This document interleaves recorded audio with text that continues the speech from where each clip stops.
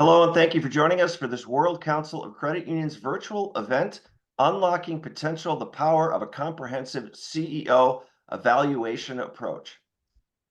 My name is Greg Newman, Director of Communications for World Council. Before we get started, please take a moment to click the interpretation button at the bottom of your screen and choose your language, English, Spanish, or Portuguese, to make sure you can hear all of today's presentations in your preferred language. Tómese un momento para hacer clic en interpretación y elija su idioma, inglés o español, para asegurarse de que puede escuchar esta reunión en su idioma preferido. Reserve un momento para clicar en interpretación y escoja su idioma, inglés, portugués o español, para tener certeza de que você pode vivar esta reunião no esse idioma preferido. In today's fast-paced financial landscape, credit union success hinges on strong leadership.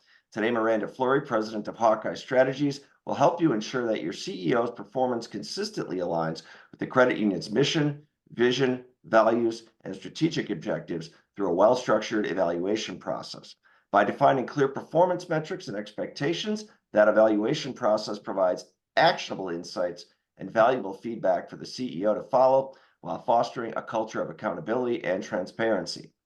This virtual event is going to be recorded and will be available later today on the World Council YouTube channel. So if you miss anything, want to recommend it to others, that's where you can find it. We'll have more on that at the end. I now have the pleasure to introduce Miranda Flury, who has been listed as a top-rated speaker from multiple credit union conferences, including our own World Credit Union Conference. Miranda's reputation as a governance and strategy expert has been spread across the world, and she has become one of the go-to consultants for credit union boards and executives worldwide. She has clients in the US, Canada, Ireland, and England, just to name a few countries, and supports a range of credit unions and credit union-related entities, including small and large credit unions, regulators, centrals, payment entities, credit union service organizations, and credit union advocacy groups. Miranda is currently a board director on one of the largest and most complicated cooperative boards in North America. You know what that means? Her ideas aren't just theories, they've been tested and proven to work. Please give a warm welcome to Miranda Flury. Thank you so much, Greg. Really appreciate that. So for everybody here, good morning to some of you, good afternoon, and in some cases, even good evening. I'm super excited to be back hosting this webinar today, talking about unlocking the potential of your CEO evaluation process. And so we're in for quite a treat. I've got you for approximately an hour, and it is such a pleasure to, I'm actually seeing it in the chat, a few folks who I definitely recognize, and I saw a number of people in the attendee list. So thank you all for showing up. So I'm actually going to get started, and let's just dive right into our first slide here. I want you to picture yourself as a director, and you're sitting across the table from who appears to be right now as your CEO, okay? As a board, you have just recently looked at your scorecard and you have filled in and you are quite happy with the way that the scorecard is reading as the results. And you go to deliver that to your CEO, and your CEO disagrees with the results that are in the scorecard, and they absolutely fly off the handle. So in some cases, it actually looks as visceral as the reaction that you see on the slide here. But in most cases, it actually tends to be what's happening and what's going on in their head, and you don't see an explosion of anger across the table. And for the record, I have actually seen both. And so in order to actually reduce tension that you have between your CEO and the board, having a really effective evaluation process is incredibly helpful for reducing that tension. So for those of you who know me quite well, who have ever seen me present, you know that I absolutely love using polls as a way to interact with the audience. So I'm actually going to scan this QR code with you, just so I do the appropriate time. So please go ahead and scan this QR code. It should pop up with a welcome to my engagement tool, or Miranda's engagement tool. Please click agree or accept cookies on your screen, and you should see the Hawkeye Strategies logo.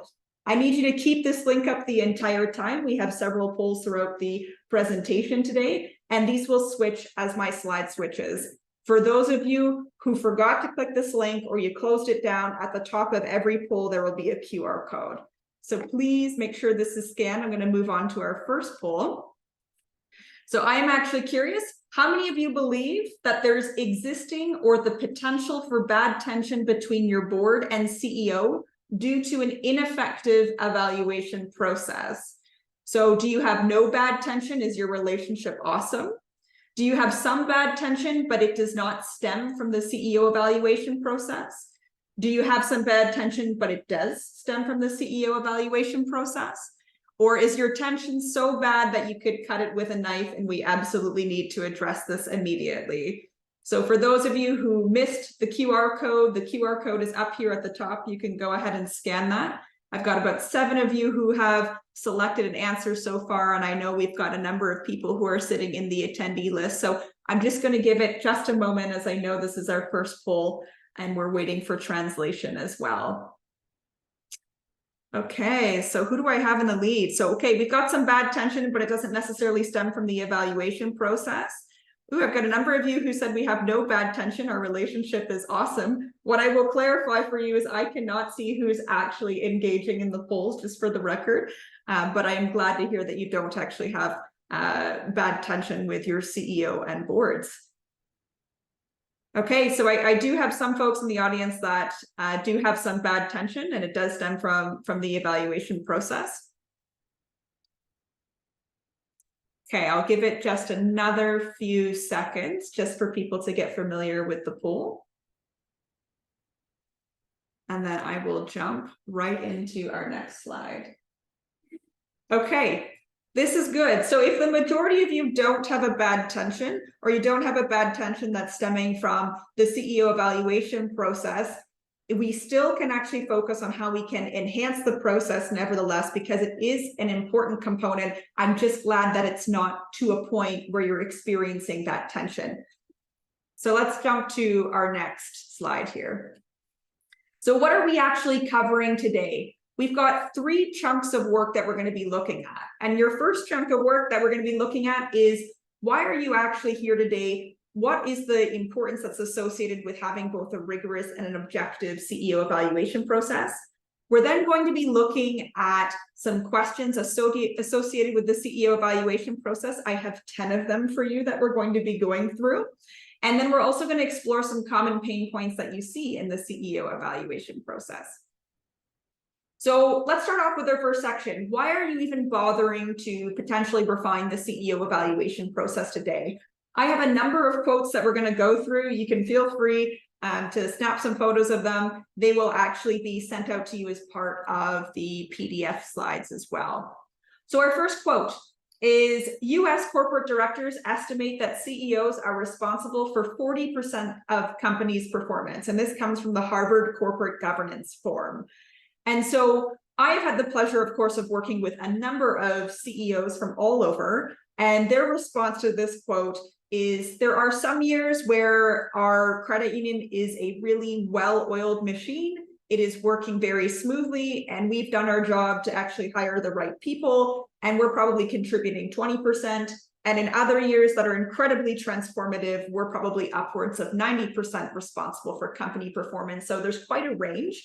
But what would be actually more interesting than thinking about how other CEOs view this is actually taking this back as an exercise for your board and trying to figure out, what do you think your CEO is responsible for when it comes to your credit union's performance? And that percent probably informs how you actually view the CEO evaluation and compensation process that's attached with it. So just an interesting exercise to take back to your boards. But from the Harvard Corporate Governance Forum, they talk about CEOs being responsible for 40% of company performance. So let's talk about some benefits of an effective CEO evaluation process. So first off, when it's effective, it aligns strategies with the CEO's compensation. As soon as you start to put metrics and you align those metrics with compensation, that starts to actually drive specific behaviors in an organization. So when you actually do this alignment, you start to produce the behaviors that you're looking for. We know, of course, from my first slide that it promotes better board and CEO relations. And I know a number of you have indicated that you don't necessarily have any issues associated with those relations today, but it is such an integral component.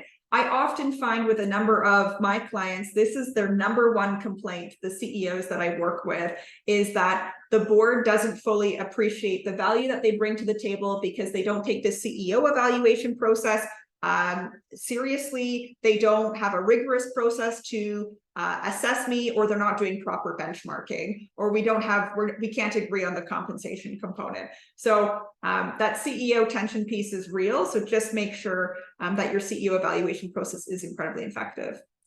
Another point here is that, of course, it creates greater objectivity about CEO remuneration itself. And so when we're thinking about greater objectivity, it's not just necessarily about decreasing tension, but also this is a tool that you use to attract potential CEOs to your organization. You will always have questions around the evaluation and compensation process. And if you can clearly articulate what that looks like, you will be better off as a result. It, of course, sets an example of accountability for all employees. So if you have a rigorous process at the top, that typically stems down throughout the entire organization. It promotes CEO retention.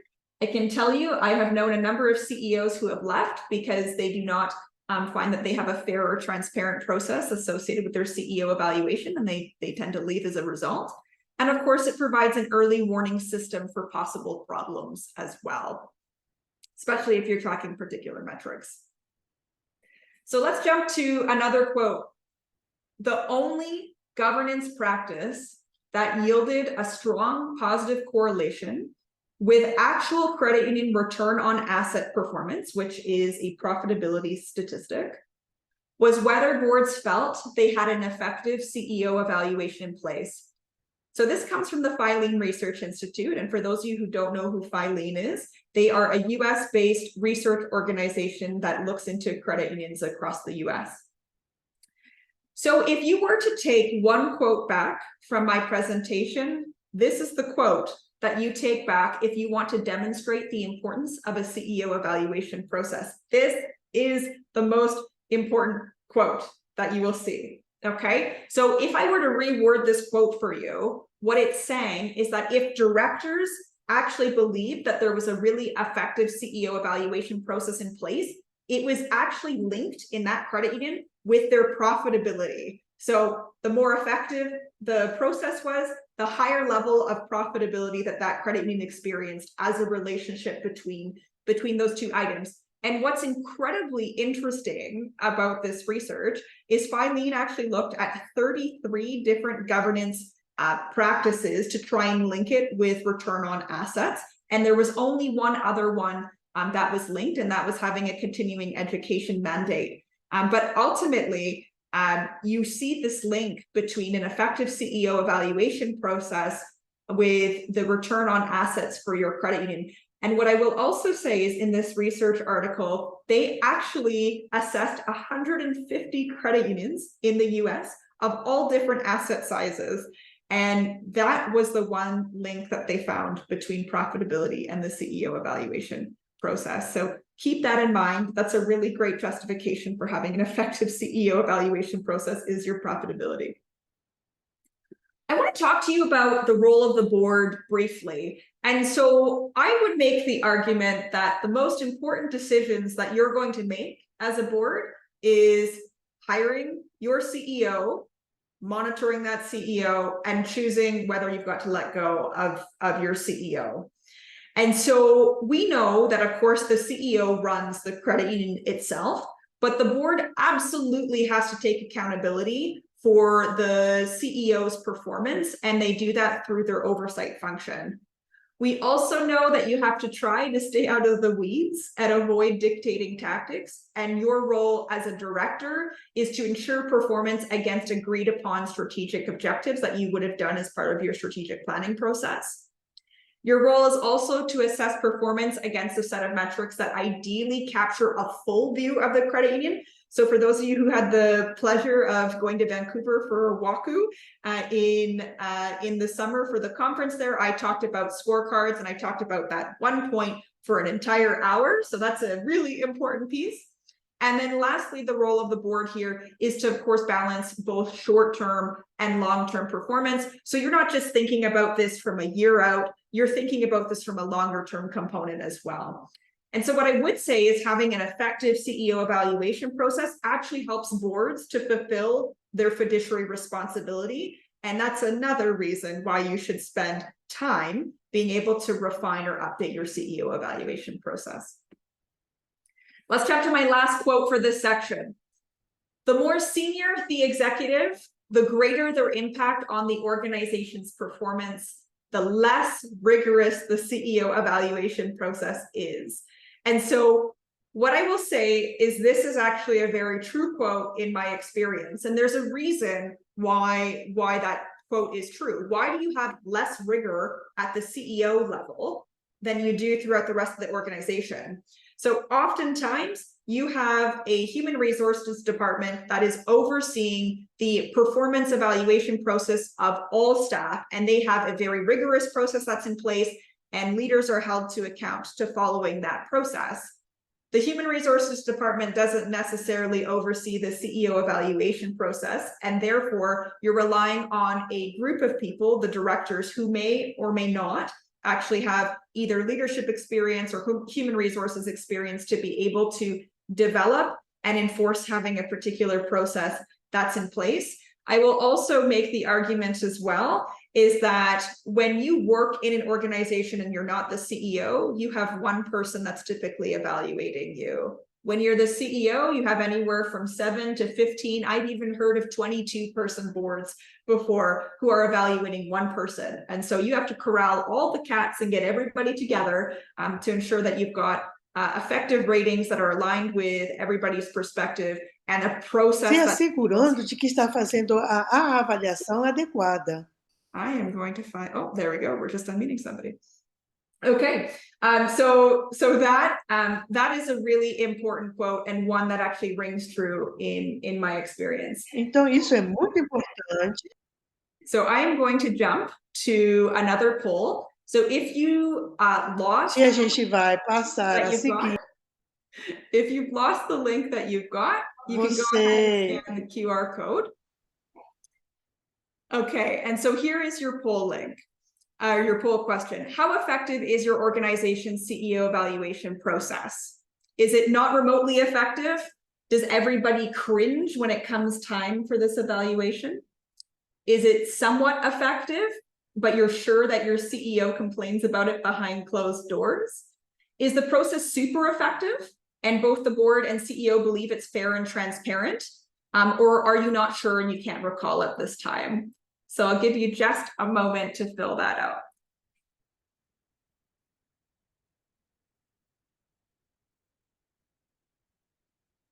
And I've got a lot of people in the chat who are saying, good morning, good evening, and good afternoon. I love it. So it's so lovely to have everybody here. Okay, I got a number of you who have answered. It is somewhat effective, and I am sure that our CEO complains about it behind closed doors. And let me tell you, they probably complain about it to me. So yes, I am glad we've got that self-awareness there.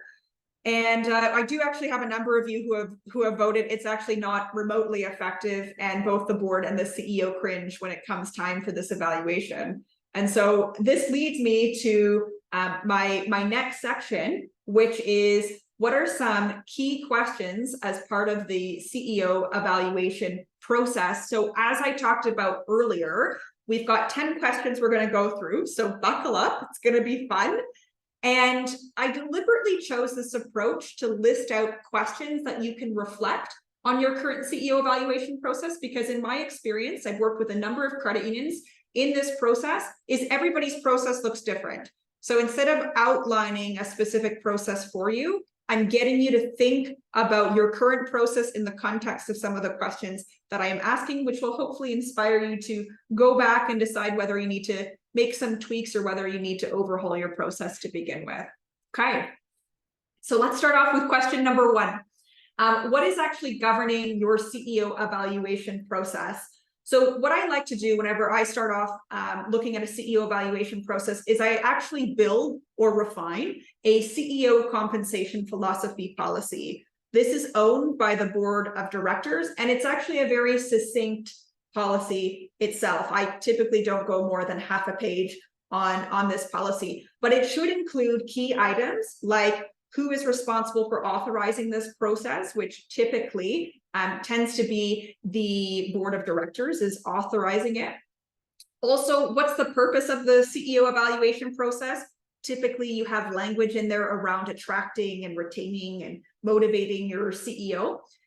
How are you actually going to be benchmarking your CEO? So you want to add as much objectivity into this process as possible, and having effective benchmarking where you can look to other credit unions that are similar asset sizes, that are perhaps rural or urban, depending on where your credit union is. Maybe it's based on the state or the province that you're in, that you're doing some comparison pieces. I can tell you from Canada, this is typically an assessment that's done by Central One. And in the States, I have been told this is done by CUNA. And so there are probably multiple sources to find that benchmarking, but you should be able to articulate where that benchmarking is coming from and how often you are benchmarking your CEO's compensation against those results. And then lastly, you want to include what's included in the process in terms of compensation. So is it a combo of base pay that's in there? Do you have cost of living every year? Are you going to have some sort of variable component that's in there? You might even have non-monetary components as well. And so those are some pieces to really think about with the CEO evaluation process. And I will also say you need to have reference to risk in some way, shape, or form, which actually brings me to question number 2, which is how is risk embedded into the process? And what I will say is when you think about the CEO evaluation and compensation process, it is integral. I cannot stress this enough. It is super integral that the process incents really prudent behaviors throughout from start to finish. So that actually starts with what types of incentives are you providing your CEO? And it actually ends with the types of metrics that you have chosen that are feeding into the CEO evaluation process and how you've applied a prudent lens throughout the entire process itself. For those of you that are directors on this call, this is so important because I can tell you there are multiple regulators that actually have this in language embedded, whether it's in their the business of sound and financial practices in Canada as an example, or there are multiple regulators in Canada and in the US. I've actually been able to find it under NCUA. They do reference, there's a link between the CEO evaluation process and risk and how they apply that risk lens. And so at some point during an examination process, you probably will receive questions around how you can prudently demonstrate that risk is incorporated as part of compensation practices, and particularly around your CEO evaluation process. So question number 2 is very important. Please don't miss that question. Okay, let's jump to question number 3. Who from the board oversees the process and what's their delegated level of authority? So oftentimes I actually see it delegated to a committee. So whether it's the Human Resources Committee, whether it's the Governance Committee, maybe it's the Compensation Committee, but a group of people typically have that delegation. And I have seen this done at a board level, and there's nothing wrong with that. All I will say is please don't delegate this to one person. You need to have a group of people looking at this. When you think about, the committee that's been delegated this particular process to look after, what's their level of authority? So does the committee, as part of their terms of reference, do they have the ability to actually make changes to the process without going back to the board? As an example, I typically have seen where that committee does all of the legwork, collects all the evaluations, and then they make a recommendation on what the CEO's compensation and evaluation should look like, and they bring it back to the board for approval and, of course, for discussion. Now, you might be thinking, Miranda, delegated authority is pretty rudimentary. Why are we talking about that? Let me tell you, I have actually seen it where a board chair has, in fact, given a raise to the CEO without talking to the rest of the board.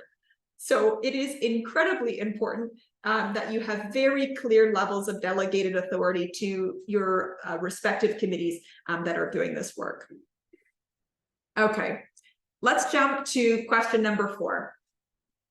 Is the CEO's job description up to date, and does it include competencies and key responsibilities? So normally, your CEO's job description tends to be a document that you have that collects a lot of dust, and you blow off that dust when you have to go and hire a new CEO. What I will tell you as part of the CEO evaluation process is this document is integral to the process as well. And so you should have key competencies and key responsibilities that are included as part of this document, and they should actually be fed into the CEO evaluation process as a bit of a qualitative assessment. So you're not just looking at the hard numbers and the outputs from the year or maybe over a longer period of time. You're actually looking at how your CEO demonstrates specific competencies and responsibilities throughout the year as well. Question number 5. Who's going to feed into the process and how? And this is a really important piece to get you thinking about who should actually be contributing to the CEO evaluation process. So what's probably the most obvious is your entire board. So all of the directors should be contributing to the CEO evaluation process.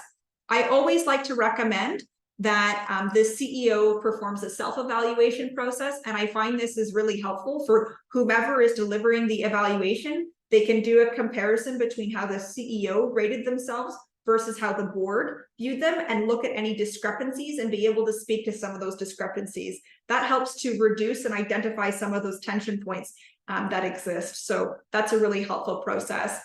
In some cases, I have seen it where the CEO's direct reports feed into the process. In order to avoid this being a really big hornet's nest, I make a recommendation that the direct reports of the CEO don't actually contribute to compensation, but they are just feeding into the process so that the board is more aware of the perception of their direct reports themselves.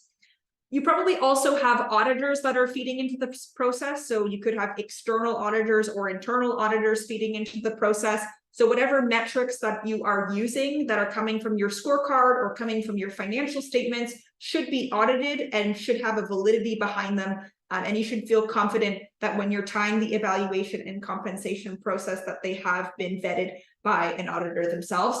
And in a number of cases, there's a third party that's actually supporting this process if the board doesn't actually have the horsepower to administer the process. I always think that it is a bit of a conflict of interest if you have your internal human resources team administering this process, because of course we know who cuts their paychecks. And so there's an inherent bias that exists with that. So it's always good to either have it the board taking care of the process or having a third party taking care of that process. And then you start to think about how are they going to feed into this process? So, is it through a set of interviews? Are you doing electronic surveys of some sort? Are you having group discussions? There are multiple ways in which this could look like in your process, depending how you factor that in. I will also make the suggestion too that you should be thinking about, and this particularly goes for directors, is are they providing anonymous feedback or are they identifiable? I would make the recommendation that all directors should be able to stand by their rating of their CEO evaluation process. And so ideally it should be identifiable, but I have seen it done where directors have been anonymous in the past. Okay, number 6, and this is one that we tend to jump to right away and we forget steps 1 through 5. We jump to number 6, which is what performance criteria is actually going to be part of the process. So are you using your balanced scorecard? And hopefully you are. Hopefully you're using most of the metrics that come out from your scorecard. And if you're not familiar with the language of scorecard, that would be a set of metrics that's used to evaluate the effectiveness of your strategy. You might have specific strategic initiatives that are part of the CEO evaluation process. So maybe you're doing a really major overhaul of the banking system. That could be something that you might want to capture there. You'll probably have competencies coming from the job description. Remember, I called those some of the qualitative components that you'll want to be able to evaluate. And you might have other key areas of responsibility like succession planning for the rest of the executive team might be incorporated as part of the CEO evaluation process as well. And so taking a step back and remembering that whatever metrics you're putting down here is going to drive behavior. And it is so important that you think about both the good behaviors that you're trying to drive, but also some of the negative behaviors that can be driven as a result. Okay, let's look to question number 7, which is always a fun question to answer, is do you plan to use variable compensation as part of the process? And I know as cooperatives, a lot of times I hear that, we're not a publicly traded company. We shouldn't have variable compensation as part of the process. We should just be doing good. And that's where it lands. And so what I will say is if it's already part of your CEO's contract, whether you've got compensation or variable compensation or not, makes it really easy. The decision's already done. It's already part of the contract. If it's not explicitly stated in the contract itself, it can become a very, very good debate. My opinion on this is you should have variable compensation because your CEO and quite frankly, your executive team should have skin in the game. And I think that's an important piece, but their performance is actually tied with their compensation in some way, shape, or form. It doesn't need to be 100% by any means, but I do think there should be a component of variable compensation. If you agree with me and you've said, yes, there should be variable compensation, then you start to think to yourself, is there a short-term component and a long-term component or just a short-term component? And so how do you start actually linking pay to performance, right? So like I said before, you need to have specific metrics that are an effective motivator for the CEO that drive the specific behaviors that you're looking for. The compensation and the types of compensation that you're providing should actually reward organizational performance for both today, but also in the future as well is really important. So it's not just about a short-term view, it is about a long-term view. And so how do you balance this short-term incentive versus long-term incentives, which tends to be super complicated in a cooperative sense and is much more clear if you're in a publicly traded company or even a private company. But there are a lot of academic research that is starting to weigh towards ensuring that you have long-term incentives on top of the short-term incentives. So let me just be clear, I think you should have both as part of the process. And there are a myriad of long-term incentives that can exist, and we can talk about those momentarily. But the importance of having the long-term incentives helps to have a longer-term view of the organization and produce behaviors in the organization that are not just trying to focus on short-term results for the entire year. So let's jump into some long-term incentives for credit unions. So I've given you a bit of a step-by-step process to think about, which is very basic. But you can start with identifying some of your key performance indicators or some of those metrics that are really critical to strategic success that actually take a longer term time to show up in some of those metrics. So you'll want to keep it simple. So you want to use a max, for example, of 2 to 3 key performance indicators and keep the rewards very straightforward. So example, it's just tied with cash as a result. And you want to vest that over a period of time. So typically in the strategic planning process, I see this viewed over a 3-year window. However, you could have it as even a longer term component as well. So I have seen this done a couple different ways. Your short-term incentives could be completely different than your long-term incentives. I have also seen some long-term incentives that are duplicating what you have in the short-term incentive piece. So let's just use a real example. Maybe it's return on assets, that profitability statistic that we have.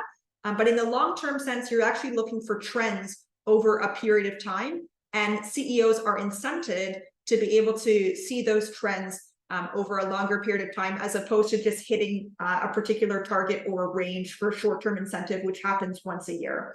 So there are many ways that you can slice and dice long-term incentives for credit unions, but oftentimes it can be really challenging. And what you see on the slide here is that 73% of credit unions report that they don't actually offer a long-term incentive plan.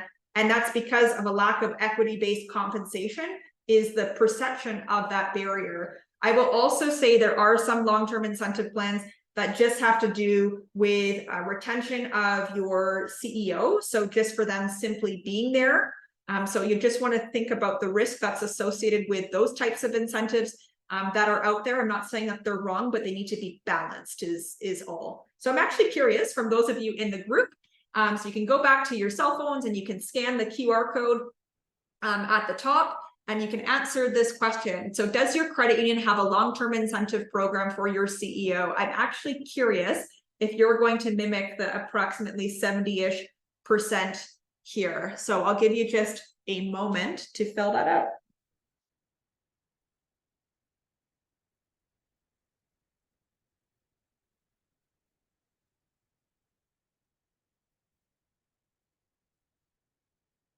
Okay, I see a few more names that I recognize.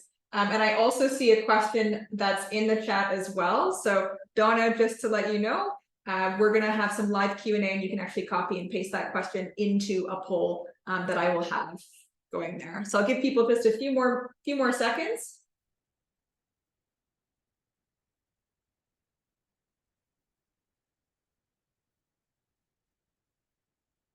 Okay, I got 25 of you, so pretty close. We've got 64% on this call who have said no, that they don't actually have a long-term incentive program for your CEO. So it is something to actually think about as you're starting to refine your CEO evaluation process itself. Okay, let's move on to our next question. Question number 8 is, will the CEO participate in the refinement of the CEO evaluation process? And if yes, what aspects? And so what I will say is, if you are right now in the process, you're thinking about changing the evaluation process for your CEO, and you want to refine it or overhaul it, whatever that looks like, please, please, please, please bring your CEO as early into that process as you can and have them participate through as much of the process as you feel is appropriate. The more that they are involved in it, the better. Because that's how they will be able to articulate to you whether they believe something is fair and transparent, whether they see tension points that exist as well. So whether that has to do with writing the CEO compensation philosophy, to updating the job description, to translating some of the competencies as part of your qualitative assessment, to making recommendations around the metrics that should be going in, to talking about different types of compensations and what that looks like, and then ultimately agreeing to the changes. In my opinion, they can be involved in every single aspect of the development of the CEO evaluation process. If you segregate them from the process, that actually has the potential to create that tension where it's just simply not needed. It's easily avoided, in my opinion, if you include them as part of the process. And I can tell you, I've done this several times, and I much prefer to include the CEO where possible. Okay. Number 9, who's going to actually deliver the evaluation? So I typically see this as the board chair and the committee chair that's responsible for the process. And what I will say is, ideally, you have 2 people that are delivering the evaluation to the CEO for a couple reasons. Number 1, it's always good that if the CEO disagrees with something, it's good for 2 sets of ears to hear it, to be able to bring it back to the board, to be able to have some conversations about what they heard and what that looked like. I think that's an important piece. And number 2, I don't know if any of you have ever been around a table before, but I have sat around a table with 10 people and waited for one person to deliver the evaluation to me in front of 10 people. And don't get me wrong, it was a great evaluation, but it was still really awkward to sit with 10 other people in the room. So it's just about creating a really safe and comfortable environment for your CEO to be able to ask questions, make comments, and disagree where they feel they'd like to disagree. So I'm seeing a number of people who are giving me thumbs ups and hearts on that. I don't know if you're the CEOs on here, but it is an important piece. And then number 10 is, how do you plan to support your CEO post-evaluation? So it is literally not enough for you to just simply hand the CEO evaluation over and say, here you go, we're done, I'll see you next year, okay? You should be providing, what are maybe some suggested training or areas for development, or you should be ensuring that they have a budget for effective training for themselves. You might have regular check-ins throughout the year. So maybe every quarter you're doing a bit of a touch base. I typically put as part of my process at minimum every mid-year, so once every 6 months, a formal check-in with the board chair, that committee chair, and the CEO to be able to say, hey, this is where you're at mid-year, this is what we're seeing, so that the CEO can course correct if anything is coming up. And then you might even have ad hoc feedback as well.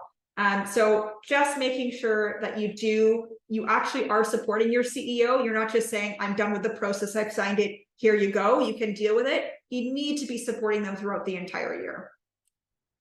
And this leads me to some common pain points that I will say both boards and CEOs experience as part of the CEO evaluation process. And I know I've already mentioned this point before, but I'm going to mention it again, is the CEO evaluation criteria isn't aligned with strategy. So at WACU in Vancouver, the conference there, you would have heard me talk about a triangle. I talked about a triangle that connected strategy, the scorecard that's monitoring strategy, and the CEO evaluation process. All three of those need to be linked. And let me give you an example. Let me give you a real example. I was working with a credit union client of mine, and we were refining their CEO evaluation process. Turned out to be a complete overhaul. And when I went in, I looked at the questions that the directors were evaluating the CEO. And they were a lovely set of questions and very well-intentioned set of questions that literally had nothing to do with the CEO strategy that was set. Nothing to do with strategy. And so we had to remove all of those questions, and we had to show the clear link between strategy and the CEO evaluation process and what the directors were actually evaluating the CEO on. And let me tell you what happened after this is once that process was finalized and approved, I was made aware that that CEO went down and sat and had a conversation with their executive team and actually said, well, now that compensation is linked with strategy, I guess we need to start focusing on our strategic plan. And so it's real, right? Metrics drive behavior. So please make sure it's aligned with strategy. I think it's the last time I say this point, by the way. So hopefully it's hit home for you. Let's look at another common pain point is compensation is not developed in a fair and equitable manner. I cannot tell you the number of CEOs that have complained to me about either the compensation process or the CEO evaluation process itself. And so are you doing your effective benchmarking? Okay. And oftentimes what I will say is when you have cooperative boards, and I sit on a cooperative board myself, oftentimes we have CEOs that can make more money than we do. And that's really daunting and really quite challenging, which is why you have benchmarking in place to have an objectivity piece around compensation. I will also say that a number of CEOs have told me that they have been promised a particular incentive plan as part of the hiring process, and they don't get it, and they end up leaving. I have multiple examples where CEOs have left who have said, you know what, you don't take it seriously, it's not fair, it's not equitable, I'm out. And so keep in mind that this comes right down to retention and also hopefully reducing that tension that exists between board and CEO as well. I have also seen one last point on this is I have seen for whatever reason a board who has decoupled the CEO evaluation process from compensation. So they'll do the CEO evaluation process here. CEO will get a rating of, let's say, 4.5 out of 5 stars. And then later on, they'll do their compensation benchmarking practices, but there's no link between how they were rated and compensation. There should absolutely be a direct link between how they're rated and compensation. And there are ways in which you can link this. So please make sure it is fair and equitable for the sake of being able to keep your CEO happy and feel like they're recognized at the end of the day. Okay. The CEO evaluation cycle is misaligned with the fiscal or calendar year end. So this is more for the board of directors here is, again, you heard me talk about how auditors should feed into the process. So if any aspects of your financial statements are actually tied with compensation, then you should have an auditor who is overseeing and signing off on the scorecard or the financial metrics that are there as well. So having that alignment with fiscal and or calendar year end is an important piece. The evaluation feedback isn't actionable or it lacks candor. What a common pain point. So I have actually sat around a board before where one of the directors said to me, well, I think we need to write on his evaluation that he's not strategic enough. And I'm thinking, what is our poor CEO going to do with that feedback? And so you start asking, well, what behaviors are they missing? Are there specific reports that you're looking to see that are more strategic? Describe to me some areas in which the CEO can improve instead of just saying a general statement, they're not strategic. And so it is really important that you're giving very actionable feedback, and it needs to be very candid as well. It doesn't need to be rude, but it needs to be candid. In another common pain point is you have an inappropriate delivery of the evaluation. So oftentimes there are people who are delivering the evaluation who have never actually given an evaluation as part of their personal career. So they've never been leaders before who have had to do this. So please make sure if you are that person that you are at least being coached on how to do that. You are practicing how to deliver that evaluation, because I will say the delivery of the evaluation can be actually just as important as the evaluation itself. So delivery is very, very important. And lastly, on a common pain point is the evaluation is a shock. And what I will say is that if an evaluation is a shock to your CEO, or quite frankly, if an evaluation is a shock to any employee, whomever is delivering it has failed. You have failed to provide adequate and consistent feedback throughout the entire year. And so you need to ensure that whether you've got a mid-year check-in to whether you have some ad hoc feedback to maybe you've got, even quarterly check-ins with your CEO, so that at no point is the evaluation a shock. The CEO evaluation process should be, aspects of it should be so objective that the CEO already knows what's coming based on the metrics that are coming in as well. So the evaluation should never be a shock. Please, please, if you find yourself in that position where it's ever been your experience before, it means you need to look at making some changes to your process itself. So this leads me to the conclusion of the presentation, which is, where are you going to begin? So there is a lot of information I have just downloaded to you in the last 45 minutes or so.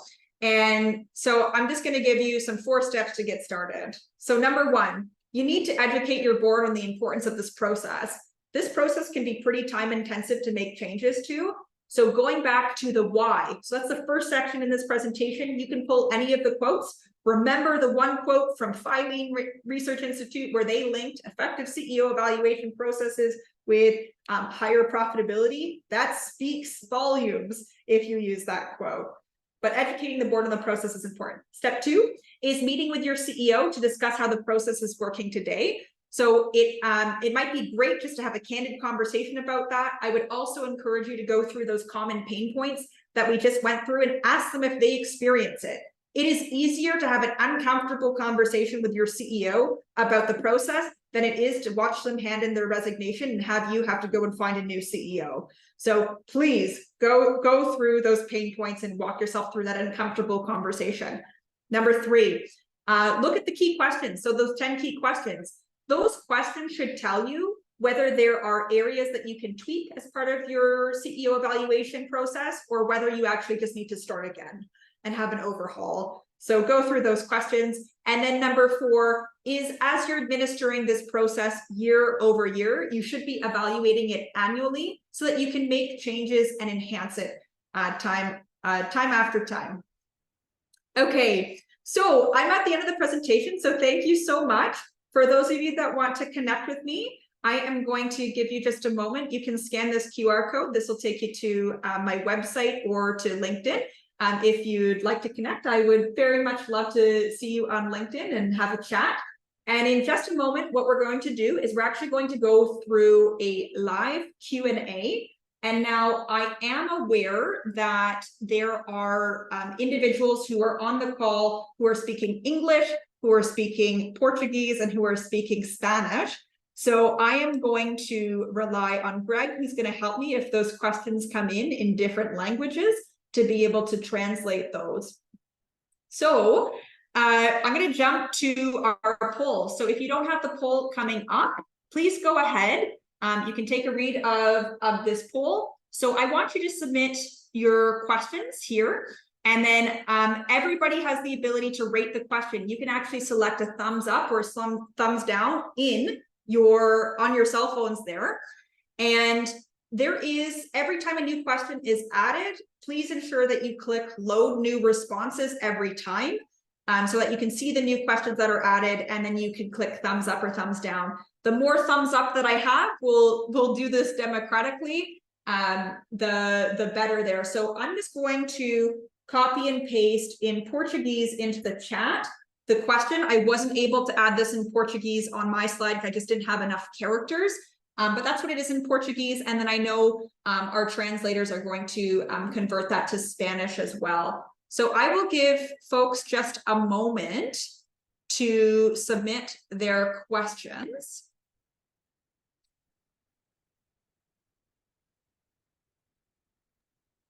Okay, and I am also monitoring different areas as well. So please use your cell phones to scan. And Beverly, I will go back and share that for you momentarily, the last slide. I just want to make sure that we've got some questions up here. Okay. I got one person who submitted a question. Oh, we've got a number of people who are giving thumbs up. Okay, so I can see multiple questions coming in. So please make sure that you're selecting thumbs up or thumbs down.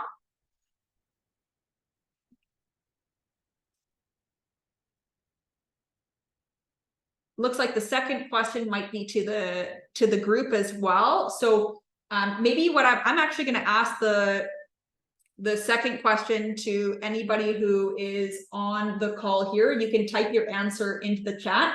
So for those of you who are doing long-term measurements and evaluations, do you also have long-term incentives? So I think if I recall, we had about 30 or 35% on the call who had long-term incentives. So if anybody wants to respond to that.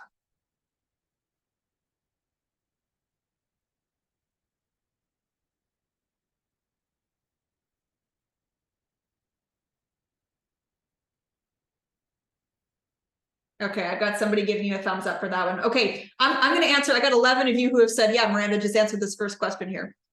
So what are some long-term and short-term indicators to include as the CEO performance criteria? I think there are standard metrics that just the act of being a credit union needs to be included. So things like I said, return on assets. You typically have member satisfaction. That's included in there. You typically have some sort of employee satisfaction or employee engagement survey. You might even have turnover metrics as a result. There are a number of standard metrics that exist. You can take any of those metrics and you can look at them from a longer term perspective. So like I said, if I was I'll go back to the example that I said with return on assets. So that profitability statistic. And instead of looking at it just until, so let's say for the 2024 year, you might say there needs to be an upward trend of, approximately 5% over the next 3 years.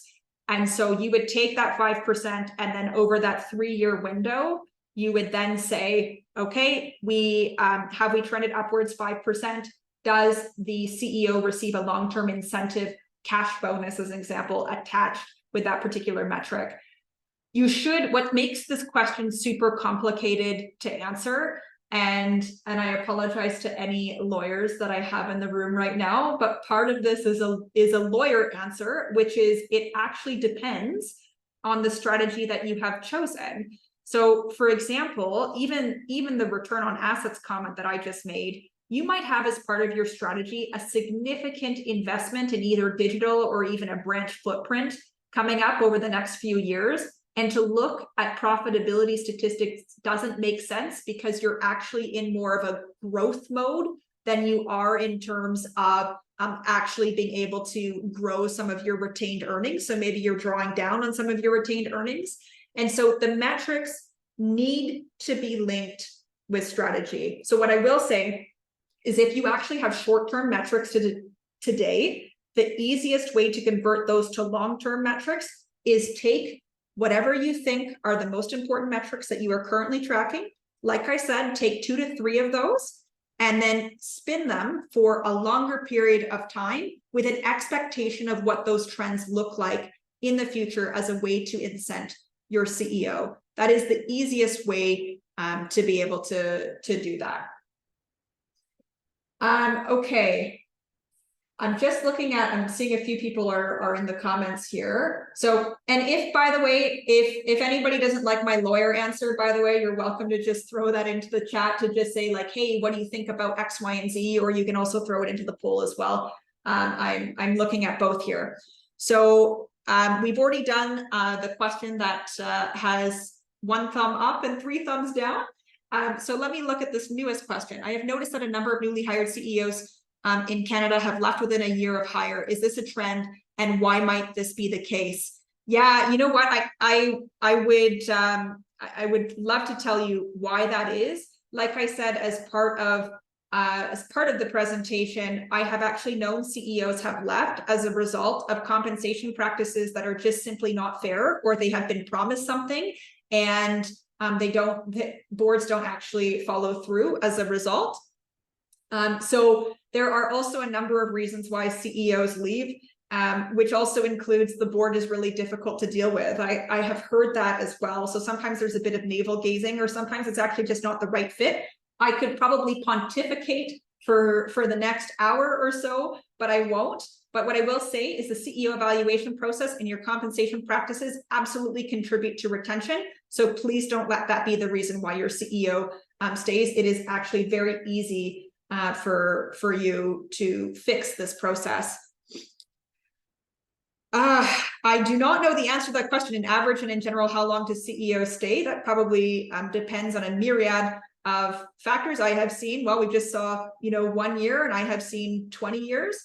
Typical duration comes from a contract that is built. If you want me to throw out a guess here, I would say around a decade or so. Okay, let's take, I'm just looking at my time here. So let's take one more question that I got. And by the way, if there are any other questions that you want to ask me, please feel free to reach out to me either via email or through LinkedIn. I will happily answer your questions that way too. So what extent should the CEO participate in the refinement of the evaluation process? So what I would recommend is every part of the CEO evaluation process should have the CEO participating in it, because let me tell you, they're going to figure it out one way or another. So whether you provide them the evaluation process because you've done it in isolation, or whether they're participating in it, they see it one way or another. So they might as well be part of the discussion. It doesn't mean that the board or the committee can't go in camera to have conversations to better understand and refine some of the pieces. That's okay too. But the CEO should be included in all of those pieces as well. Okay, so I am going to stop my screen share because I want to respect people's time, and I know I have about a minute left. And so I will hand it back over to Greg. Thank you all so much. It has been an absolute pleasure. Thank you, Miranda. I mean, I learned a lot too. I mean, just in knowing how CEOs and boards interact at different areas, different jobs that I've been at and so forth. So very enlightening. I'm sure a lot of people got a lot out of it. And we want to let you know, if you like this event, you want others to see it, or you want to refer back to it, it will be available on the World Council YouTube channel later today at youtube.com/Woku. It'll also be available there in perpetuity. So once we put it up there, it doesn't go away.